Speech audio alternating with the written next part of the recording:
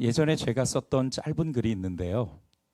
너무 오래전 써놨던 글이라 제가 다시 읽어보니까 좀 촌스럽긴 하더라고요. 그래도 그때 제가 오늘 본문 말씀을 묵상하면서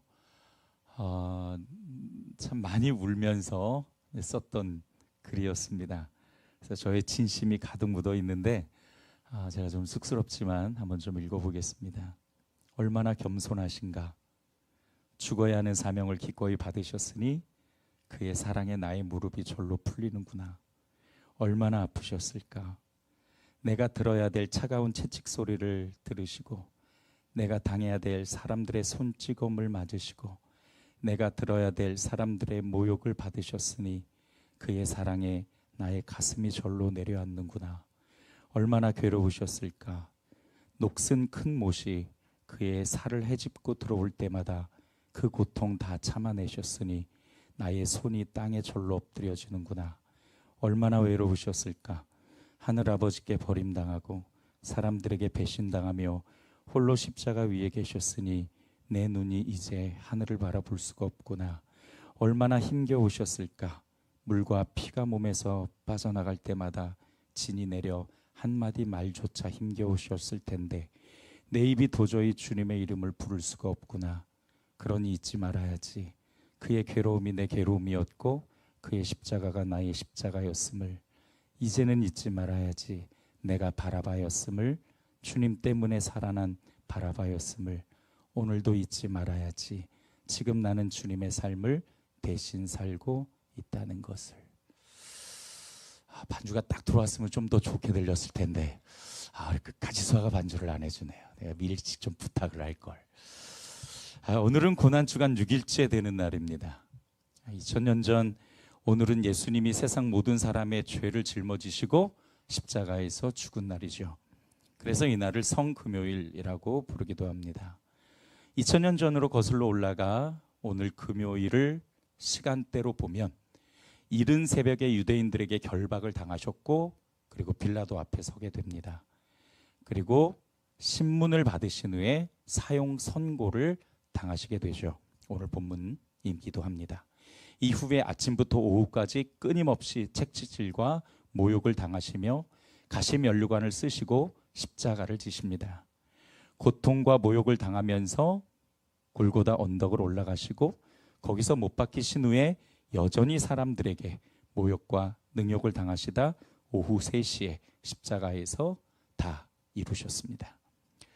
2019년쯤에 나온 바라바라는 영화가 있었습니다. 좀 많이 미화된 부분들이 있어서 조금 아쉬운 부분도 있었지만 그 영화의 한 장면이 제 마음에 깊이 남아 있는데요. 당시 유명한 죄수였던 바라바는 거의 제정신이 아닌 모습을 하고 반 미친 것처럼 눈에 도끼를 품고 손이 묶인 채 예수님과 나란히 서게 됩니다. 그리고 곧 사람들의 함성이 들리죠. 바라바요, 바라바요. 풀려나게 됩니다. 바라바는 영문도 모른 채 풀려나서 신나서 여기저기 다니다가 어느 순간 자신이 왜 풀려나게 됐는지 의문을 품게 돼요. 그리고 다시 그 자리로 돌아갑니다.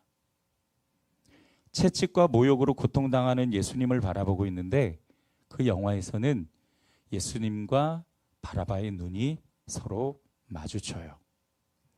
그러면서 바라바의 눈에 도끼가 사라지고 눈물이 흐르기 시작합니다.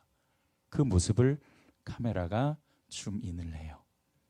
자기를 대신해서 죽게 된 예수님을 바라보면서 그의 마음이 요동치고 있음을 보여주고 있는 겁니다.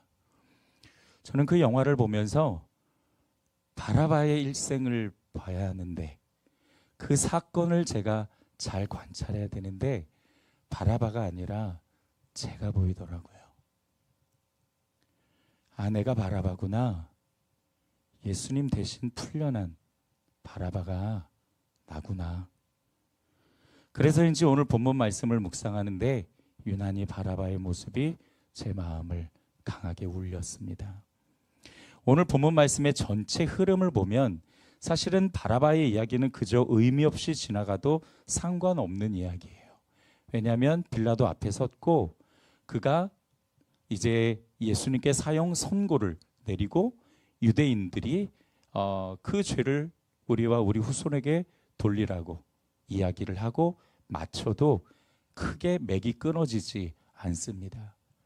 그러니까 바라바의 이야기는 사실 맥락 속에서 빠져도 크게 문제될 것이 없어요. 그런데 유난히도 제 눈이 바라바에 고정되었던 건 그의 모습에서 나를 발견할 수 있었기 때문이었습니다. 성경은 단 한 구절도 의미 없이 적힌 구절이 없죠. 만약에 하나님이 말씀하시고자 하시는 메시지가 없었다면 성령님께서 바라바 얘기를 빼놓으셨을지도 모르겠습니다. 근데 성경에서 우리에게 주시는 영적인 메시지가 있다는 뜻이죠. 오늘 본문을 보면 아주 대조를 이루고 있는 두 장면을 발견해요. 하나는 12절에서 아무 대답도 아니하시는 예수님의 모습과 23절에서 더욱 소리를 지르는 사람들의 모습입니다. 침묵과 함성이 뒤섞인 가운데 바나바가 풀려나고 대신 예수님이 사형 선고를 받으시죠. 바라바의 시각에서 보면 사람들의 함성과 예수님의 침묵, 이 두 가지가 자기가 풀려나게 된 이유입니다. 예수님이 그 자리에서 자신을 변호하셨거나 또는 사람들의 함성이 바라바를 외치지 않았다면 바라바는 그 자리에서 사형 선고를 받았을 거예요. 그런데 사람들은 바라바를 놓아주라고 함성을 질렀고 예수님은 자신을 변호하지 않으시고 침묵을 지키셨습니다. 자, 여러분 오늘 본문 성경 다시 한번 봐주시겠습니까? 그 모습을 빌라도가 어떻게 보는지 14절입니다. 우리 여러분만 한번 읽어보겠습니다. 14절 시작.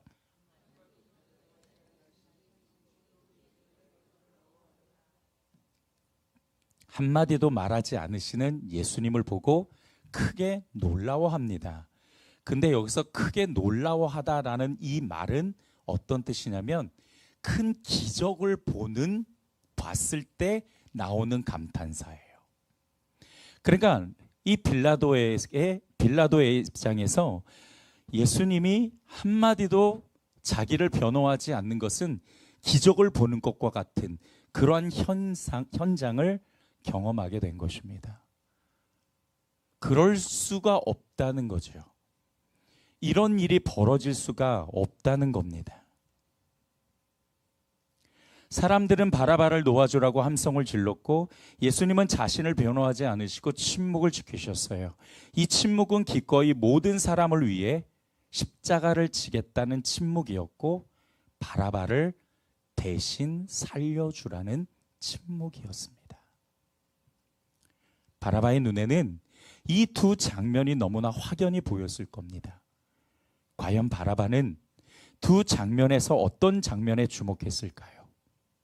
사람들의 함성을 들으며 곧 풀려날 것을 기대하며 사람들을 바라봤을까요?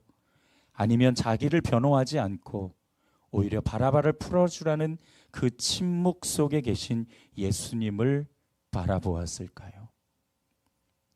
물론 우리는 그가 무엇을 바라보았는지는 알 수 없습니다.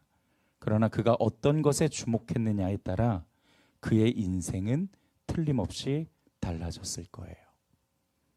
사람들의 함성에 귀를 기울였다면 그는 여전히 죄인으로 살아갔을 거고, 예수님의 침묵에 귀를 기울였다면 자신을 대신해 죽은 예수님의 희생과 사랑을 발견할 수 있었을 겁니다.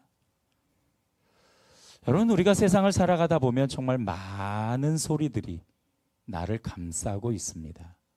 아침에 일어나면 TV 소리부터 시작해서 밖에 나가면 자동차와 경적 소리, 사람들이 북적대는 소리, 일터에 가면 저마다 자신의 목소리를 내고 이야기하는 소리, 사람과 사람 사이에서 여기저기 부딪히고 마찰을 일으키는 소리가 들려오죠. 문화가 점점 발달하면서 더 많은 소리를 만들어냅니다. 경제도 시끄럽습니다. 정치도 소란스러워요. 사람들의 사는 모습들이 점점 더 많은 소리로 요란해져 가는 것이 우리가 사는 시대입니다. 그뿐만이 아니죠. 사탄이 유혹하는 소리도 있고요. 기독교를 욕하는 소리도 있고, 내 마음에도 참 많은 소리가 존재하고 들립니다.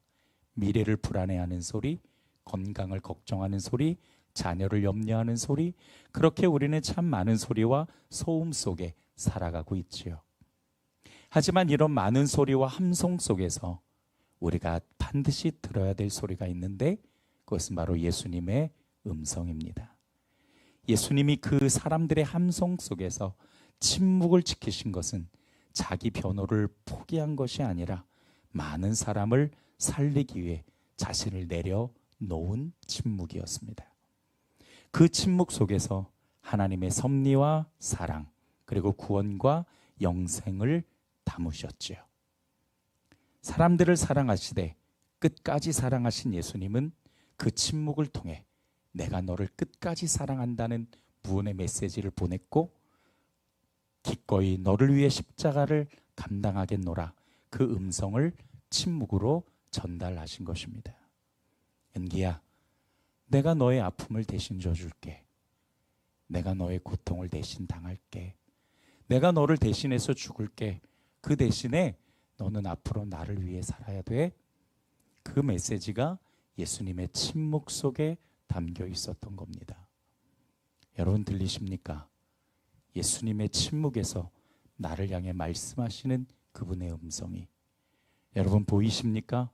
예수님의 침묵 속에서 나를 향해 보내시는 그분의 마음과 사랑이, 예수님은 아무런 말씀도 하지 않으셨지만 사실 그분의 침묵은 진짜 침묵이 아니라 너무 많은 메시지와 말을 담고 있었습니다. 그러므로 우리가 귀 기울여 들어야 될 소리는 세상의 소리나 사람들의 소리나 내 마음 소리가 아니라 침묵 속에서 우리에게 말씀하시는 주의 음성을 들을 수 있는 성도들이 되기를 주님의 이름으로 축복합니다. 자, 그렇다면 우리가 그분의 음성을 어떻게 들을 수 있을까요? 주님의 음성은 성령님께서 거하시는 내 안에 있고, 또 우리가 보는 성경 안에도 있고요. 기도를 통해서 주시는 감동, 또는 예배 가운데 우리에게 주시는 수많은 메시지들, 그리고 내 영을 통해 말씀하시는 또 성령의 진리와 또 그 가운데 예수님께서 우리를 사랑하신다는 수많은 메시지와 상황과 사건들을 통해서 우리는 그분의 음성을 발견해 갈 수 있습니다. 그런데 중요한 것은요, 우리가 그분의 음성을 듣기 위해서 관심을 가지고 귀를 기울여야만 들릴 수 있다는 것이죠. 사람들이 봤을 때 예수님의 침묵은 그냥 침묵이었을지 모르겠어요. 자기를 변호하지 않네? 빌라도가 기적을 본 것처럼 놀라워하듯 사람들이 예수님을 바라보았을 때 그가 아무 말도 하지 않는, 예수님이 아무 말도 하지 않는 그 모습을 통해서 자기를 변호하지 않네? 포기했나? 이렇게 생각할지 모르겠습니다. 그러나 그 가운데 예수님의 그 침묵 가운데 담겨져 있는 놀라운 수많은 메시지를 들을 수 있는 사람 과연 얼마나 있었을지 모르겠어요.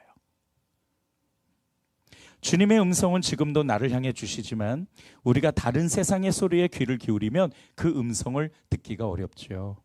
어떤 소리를 듣느냐에 따라 나의 인생이 바라바처럼 결정되고 달라질 수 있기도 합니다. 세상의 소리는 나를 세상으로 이끌고 가지만 주님의 소리는 나를 영생과 구원으로 이끌어 주시죠. 이제 오늘로 고난주간은 끝나지만 이번 한 주를 통해 여러분 어떤 주님의 음성을 들으셨는지 모르겠습니다. 여기 계신 분 대부분이 이제 그 특별 새벽 예배를 지키셨던 분들이셨어요. 그 어떤 소리보다, 그 어떤 함성보다 주님의 음성을 들을 수 있는 고귀한 기가 될 수 있기를 다시 한번 주님의 이름으로 축복합니다. 자, 오늘 말씀 안에서 우리에게 주시는 영적인 메시지를 우리가 정리하고 그리고 마치도록 하죠. 첫 번째, 예수님은 나의 왕으로 오셨습니다. 따라서 합시다. 예수님은 우리의 왕으로 오셨습니다. 자, 본문 11절을 한번 볼게요.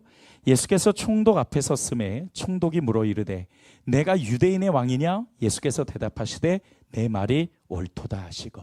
이것이 예수님께서 빌라도 앞에서 유일하게 말씀하신 부분이었습니다. 그리고 나머지는 다 침묵하셨죠. 예수님이 유일하게 대답하신 내 말이 옳도다, 내가 유대인의 왕이다 라고 말씀하신 이 부분이 정말 우리에게 중요한 신앙 고백이 될 수 있습니다. 빌라도가 예수님께 유대인의 왕이냐라고 묻죠. 그랬더니 예수님이 내 말이 옳도다라고 대답하신 이것은 사실은 빌라도가 개인적으로 물은 게 아니라 유대 지도자들이 고발한 내용이었습니다. 이 사람이 자기가 유대인의 왕이래요. 이 사람을 잡아가셔야 됩니다. 그렇게 고발했어요. 유대 지도자들이 예수님을 고발했던 이유는 유대인의 왕은, 그들이 말한 유대인의 왕은 정치적인 성격을 띤 왕이었죠. 그러니까 로마 정부가 예수 그리스도를 유대인의 총독으로 발령하지 않았는데 스스로 왕이라고 하면서 로마의 법과 질서에 위협을 가했다라고 고발한 것입니다. 그러나 예수님이 그래 내가 유대인의 왕이야, 네 말이 옳도다라고 대답하신 건 사실 전혀 다른 종류의 것이었습니다.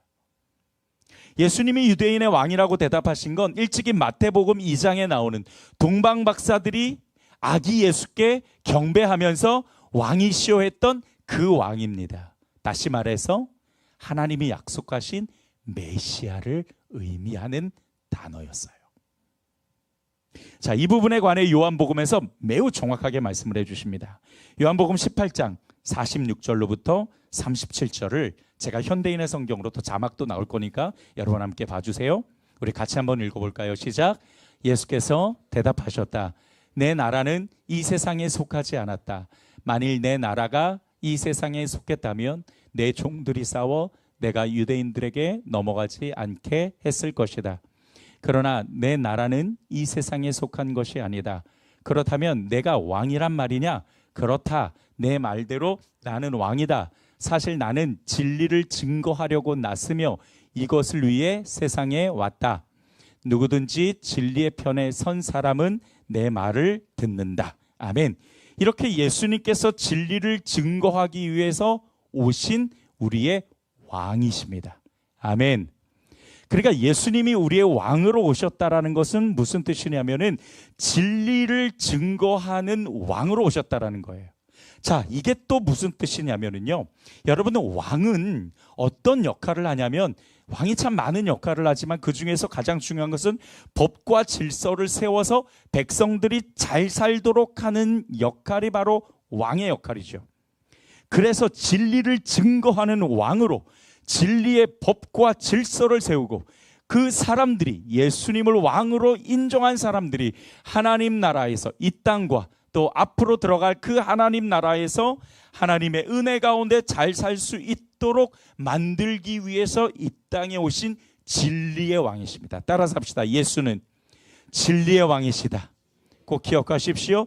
그 진리의 왕이라는 단어는 법과 질서를 세우며 백성들이 잘 살 수 있도록 만들기 위해서 오신 유대인의 왕뿐만 아니라 그리스도를 믿고 따르는 모든 사람들에게 하나님 나라를 소망으로 주고 불완전한 이 세상에 완전한 하나님 나라를 경험해 가면서 후에 하나님 나라에서 영원히 살 수 있는 영생을 허락하시기 위해서 우리 가운데 오신 진리의 왕.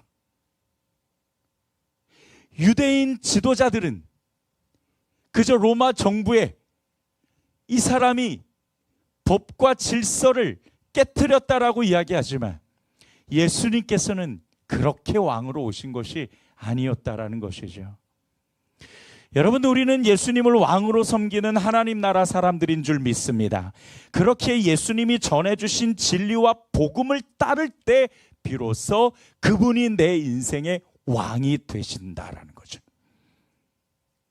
예수를 따른다라는 것, 그분이 우리의 왕으로 오셨다라는 것을 인정하고 진리의 왕이신 그분이 우리 가운데 이끌어 가시고 우리 가운데 허락하시는 놀라운 하나님의 복음과 그분의 나라, 그 하나님 나라가 우리 가운데 통치되어져서 이 땅에 세워지고 우리의 마음에 세워지는 놀라운 하나님의 역사와 은혜가 가득해야 될 줄 믿습니다. 그래서 우리는 주님이 주시는 진리와 복음을 따르는 하나님 나라 백성들이다. 이것이 예수가 진리의 왕이라는 말의 의미입니다. 두 번째로, 우리는 예수님을 대신해서 사는 바라바와 같은 사람입니다. 우리 그렇게 고백합시다. 따라서 합시다. 주님, 제가 바라바입니다. 오늘 설교 대부분을 바라바의 관점에서 말씀을 드렸습니다. 왜냐하면 이 바라바가 곧 예수님의 구원과 생명을 얻은 우리를 상징하기 때문이죠. 예수님께 생명을 받았어요. 우리도 구원을 받았어요. 그것도 아무런 대가 없이 말이죠. 바라바도 마찬가지였습니다. 이것이 의미하는 바가 무엇입니까? 지금 내가 사는 이 삶이 나의 것이 아니라 누구를 대신해서 사는 거다? 예수를 대신해서 사는 것을 우리에게 말씀을 해주시고 있죠. 아주 곤란한 게 저가 그렇습니다마는 이걸 자꾸 잊어버려요. 내가 지금 내 인생을 살아간다라고 잘못 생각하고 살아가는 경우가 너무너무 많더라고요. 그럴 때마다 성령께서 내 안에서 끊임없이 말씀하십니다. 은기야, 그거 네 거 아니야. 네가 주장할 수 없어. 그거 너를 위해서 주는 거 아니야. 너는 나를 위해서 살아야 돼. 내가 너에게 준 사명을 기억해. 너는 하나님 나라를 준비하는 영적 나그네야. 성령님께서 끊임없이 제 마음 가운데 담아주시는 메시지이기도 합니다. 그래서 고난주간이 필요한가? 이런 생각도 하게 되었습니다. 거칠고 따가운 모래바람 같은 내 인생에 꽃향기로 바꿔주시고 천국 소망을 주셨으니 이제 누구를 위해 어떻게 살아가야 되는지 우리가 다시 고민하며 그리스도인의 삶으로 바뀌어져 가기를 주님의 이름으로 축복합니다. 말씀을 정리하죠. 우리의 왕으로 오신 예수님, 기꺼이 십자가를 지시고 바라바와 같은 나를 살리셨으니 이제 우리가 주의 진리를 붙잡고 그리스도의 음성을 들으며 살아갈 수 있는 성도들이 되기를 주님의 이름으로 축복합니다. 기도합니다. 좋으신 아버지 하나님, 오늘 말씀을 통해서 그 바라바의 자리에 우리 자신이 서보고 또 그 바라바의 인생을 돌아보며 우리 자신을 돌아보고 또한 우리의 왕으로 오신 예수 그리스도 또 그 생명을 우리가 받았으니 이제 내가 사는 것이 아니요 나를 위하여 죽으신 예수 그리스도를 위해서 사는 삶으로 우리가 바뀌어져 갈 수 있도록 하나님 은혜 베풀어 주시옵소서. 감사드리고 예수님의 이름으로 기도드렸습니다. 아멘.